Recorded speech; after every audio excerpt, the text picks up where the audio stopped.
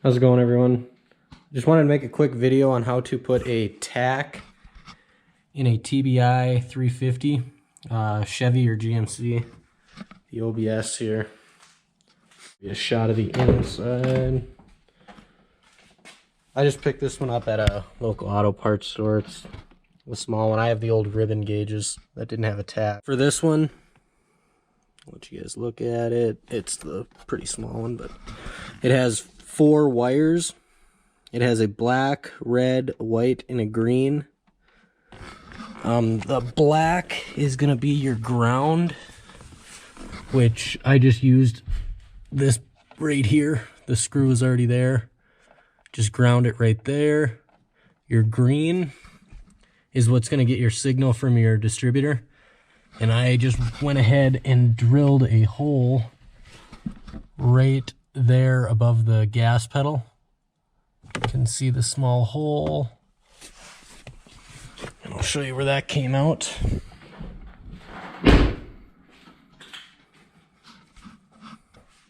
It'll come out right here. This is the wire. You can see there.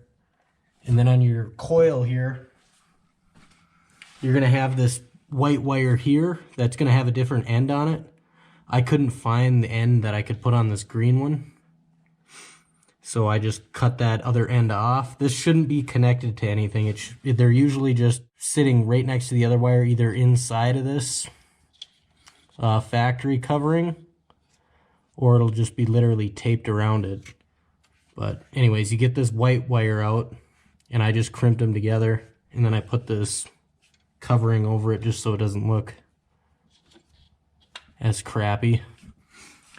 Obviously I pulled it out just to show you guys, but I would do that. And normally you should put like a shrink over it just to keep moisture and stuff out of there, but I just never did it.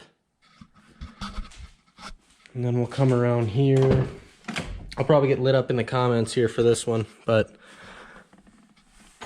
this is how I just wired it in. So the white wire is going to be for your lights. I hooked it up to this fuse here. And all you got to do is cut back a little bit of your wire, wrap it around one of the ends, and just put your fuse back in. And then this one's just your power for the Tach, so it turns on. And I hook that up to the ECM ignition. This one right here, you just cut a little bit back on the wire so it's bare wire, wrap it around one of the ends, push it back in. Is that the right way to do it? No. Does it work? You betcha. So I'll show you guys here.